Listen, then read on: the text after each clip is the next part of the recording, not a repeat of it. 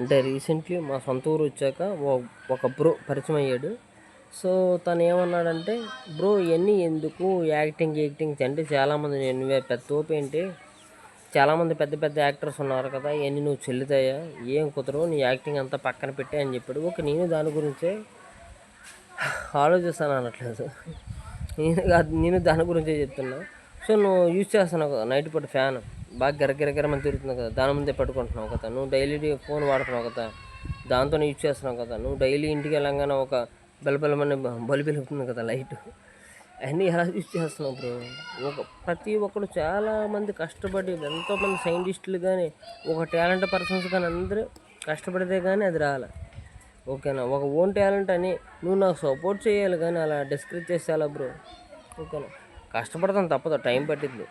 ఓకేనా, ప్రతి ఒక్కరు టైం పట్టింది. అందరూ హీరోలు అవ్వాలి, చిరంజీవి కూడా అంత మామూలుగా హీరో అవ్వాలి, టైం పట్టింది.